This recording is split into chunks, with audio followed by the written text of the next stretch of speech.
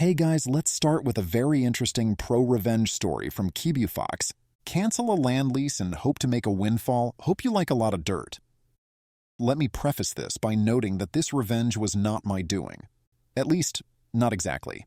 It happened back in the 90s when I was in high school and centered around the type of school I attended.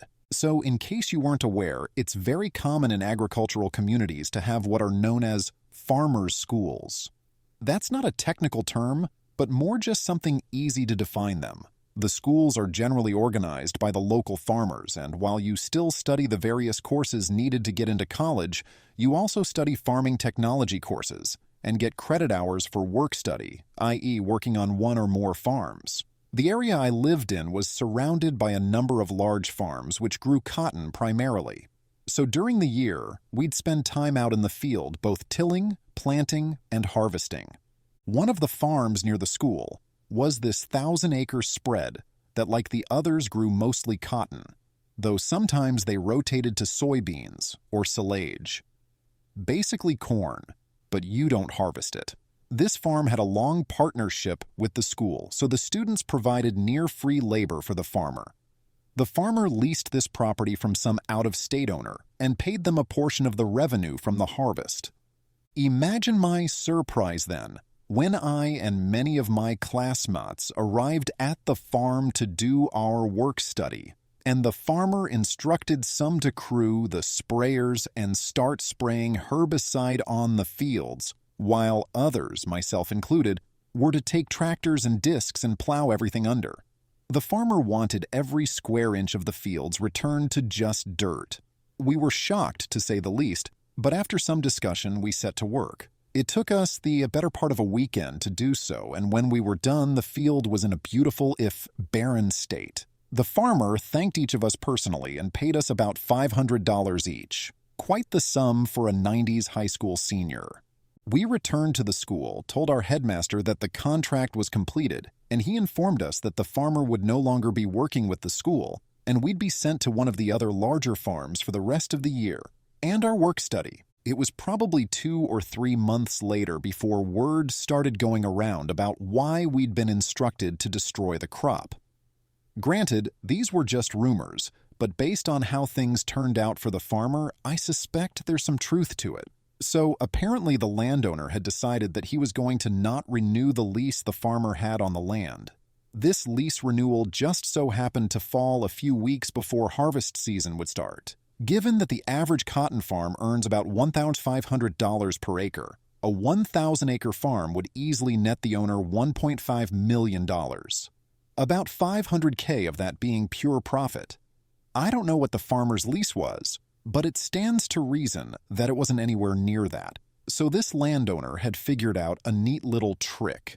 Let the farmer get a good crop planted and then refuse to renew the lease. The farmer would leave the plants in the field, and the landowner would just need to pay some contractors to come harvest it, and they'd earn a profit.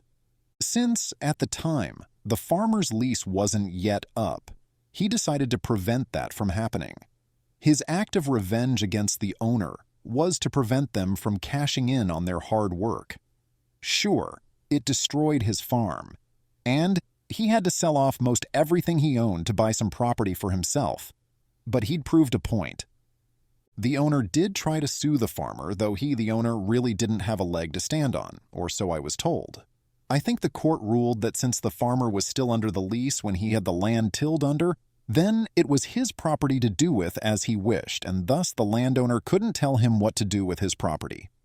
I learned a rather valuable lesson from that man beyond what I learned about farming. That lesson was, never, ever cross someone with nothing to lose. Edit.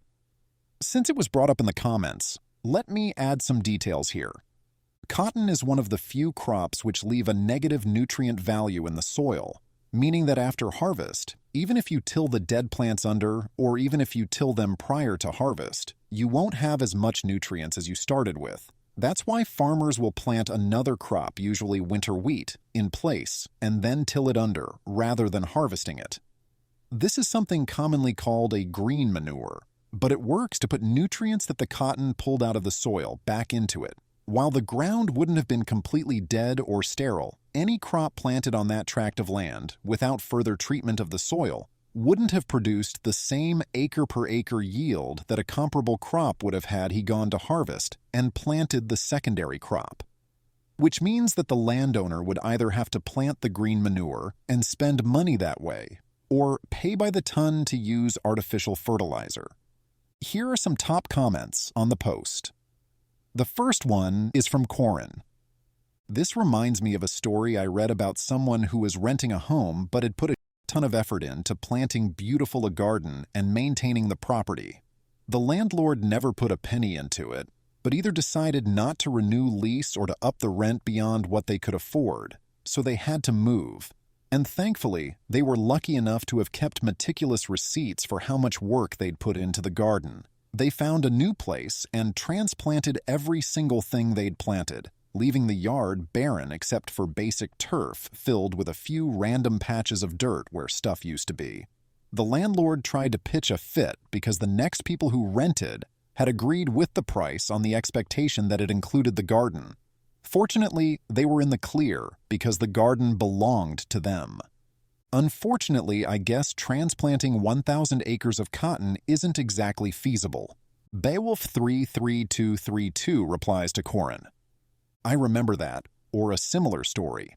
Everything was in raised beds, basically totes the owner could pick up and walk off with, but there were nice wooden frames around them. Didn't even have to dig. Just take apart the frames and move totes. It took 2 days because the yard was packed.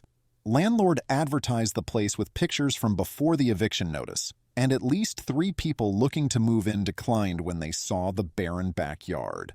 The next comment is from Mr. Avalanche 1981. Was there nothing to harvest that could have been sold as a premature crop? Harvest and haul everything the week before the lease is up? OP replies to Mr. Avalanche 1981.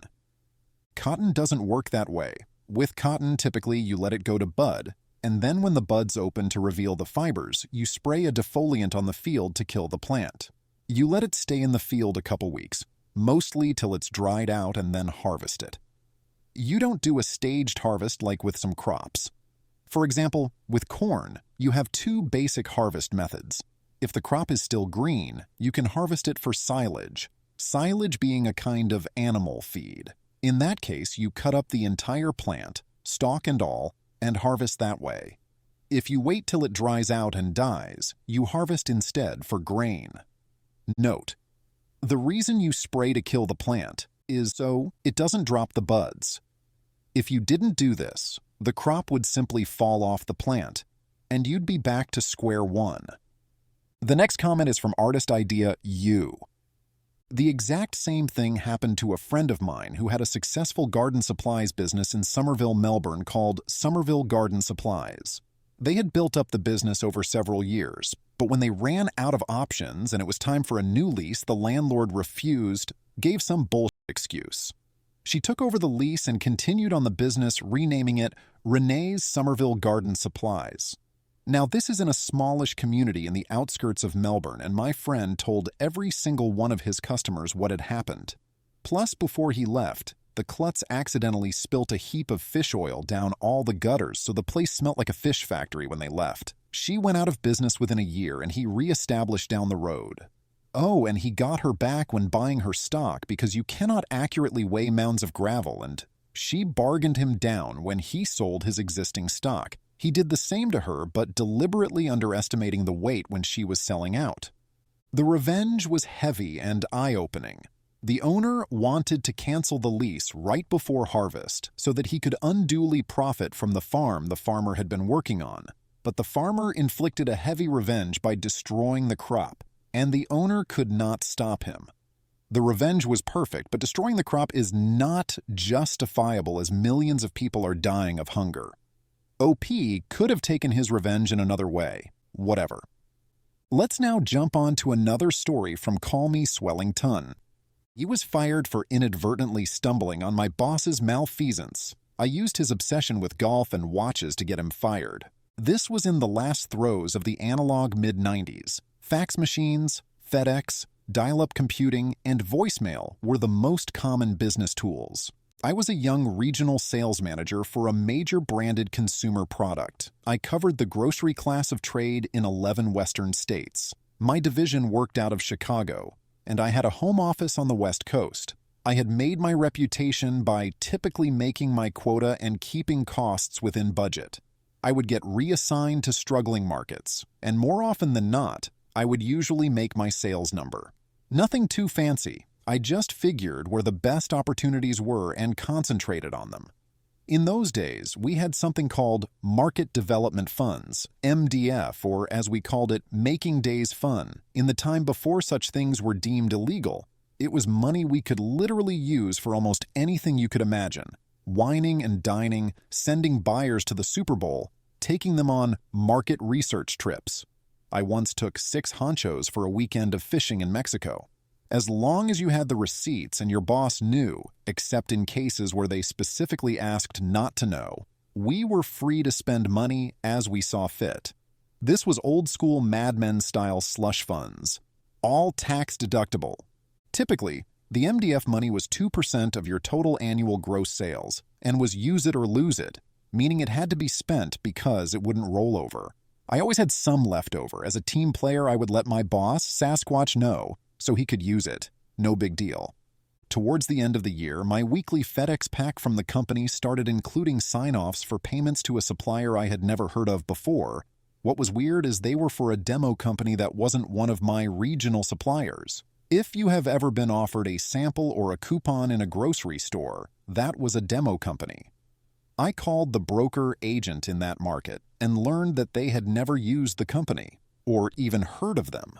I finally figured out that they were from Sasquatch and that he had thrown them in with my other sign-offs. I called him and asked if he knew what they were. He said that they should be assigned to my MDF and not to worry about them. This was a little unusual because demos would normally be taken out of other monies or came down from marketing.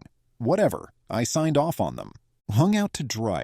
About 3 months later, I was called into HQ for a meeting where I was told I was being transferred to a market that I had never worked before and would be required to relocate. At the time, my wife was pregnant, read her pro-revenge story in my feed, and we just started an extensive remodel on our newly purchased house. The company had some relocation benefits, but it was just too hectic to pull up roots and move to the southeast. I declined the offer and was told that I could look for another job within the company or receive a severance package. I wound up taking the severance. The truth comes to light. Several months later, one of my ex-coworkers told me that my region had been taken over by one of Sasquatch's past work associates, who he managed to get hired in my spot, and that the region was tanking. Badly. Nothing made sense. Why was I terminated and then replaced by someone who lived in another city and who couldn't do the job? I started to think in my naivety that I may have put a target on my back. After some research and digging, which was much harder before the internet, I learned that the demo company billing the MDF was based in my ex-boss's previous city and was just a P.O. box, a telephone and a DBA registered by the new person in my job. Later I found out it was his girlfriend, mistress. I was livid. Like most people, I tend to plan revenge in my head, but never really go through with it. Most of the time, it's a coping mechanism and not very useful in moving on past being wronged. But this was so egregious, so uncalled for, and so disruptive to my life that I felt I had to get even. My plan evolved to take this guy down. Whatever the time it took, whatever the cost in lives or money, I was going to get this mofo. I may have been able to rat him out to the company, but they might have dismissed my complaint as coming from a disgruntled ex-employee with an axe to grind. The hook. I decided that I was going to approach Guy as a phony recruiter, not just a guy collecting resumes, but as a retained corporate headhunter. Someone paid to onboard people for big jobs. I had spent a year early in my career working for a super exclusive headhunting firm and knew exactly what transpired in the process. My subterfuge required international telexes, phony letterhead, faked English accents, and overseas friends to do my bidding. Sasquatch was obsessed with expensive watches and golf. He played regularly and watched pro golf both on TV and live. He would incessantly chatter on about both subjects. To bait him, I arranged for him to be approached for an executive position with a major Swiss watch company for a position tied to pro golf and other swanky sports sponsorships, and included a shopping list of benefits and perquisites. The job would require hobnobbing with major sports organizers, flying around the world, first-class notch, and basically spending money. It was a job he could only dream of. The setup. In the slow and methodical long con, I strung him along until the time was right to close with an offer. The only catch was that he had to report to Switzerland for final offer and onboarding. I deliberately scheduled it for the week of the old job's division meetings and reporting. They were mandatory and impossible to miss without raising red flags. Sasquatch was worried that his absence would be impossible to cover, especially if he was out of the country. The headhunting firm said they could move the appointment up a few days so that he would be able to attend his meeting, but that he would need to purchase an unrestricted business class seat and make his own hotel reservations. Save your receipts, and the watch company will reimburse you, he was told. Sasquatch showed up to his swanky hotel suite using his own credit card for the dollar room and promptly received a note from the watch company that his appointment had to be rescheduled for the following Monday because of a major corporate crisis. Sasquatch called the phony recruiter in a panic about missing the corporate meetings back in the States. It was agreed that he would call in sick and that whatever happened with the old job, he was heading to much greener fairways. Ha ha ha ha ha. Enjoy your weekend in Europe. By Monday, you'll be in your dream job. The sting. While Sasquatch was cooling his jets in Europe, I nonchalantly called his boss, the president of the division, and casually asked for a reference on Sasquatch's work ethic and dates of employment. You'd be surprised how often this mistake happens. The president, to his credit, didn't tip his hand or act very surprised by the call, but like a good corporate wonk, he referred me to human resources. I let it slip that he was in Europe finalizing his new job, and that he'd already given the company notice. My bad. Bloody aftermath and how the revenge overstepped its original mission. Eventually, I was able to put together the aftermath from old coworkers and other people in the trade who did not know I was the revenge ninja. When Monday came and went, Sasquatch must have been apoplectic. This is to be assumed since we had cut all communications to let him twist in the wind, because we received at least 20 calls to the exchange and multiple faxes.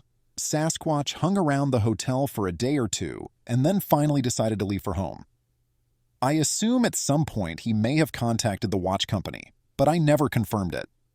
When he finally got home, he found his office had been packed up and left with his wife. An HR person met him off-site to give him his severance and retrieve the car and other company property.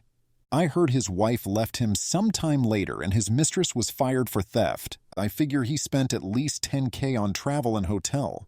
Epilogue. I wish I could say I tipped my hand and told Sasquatch that I was the author of his demise, but it really served no purpose, and in theory may have exposed me to some retribution of my own.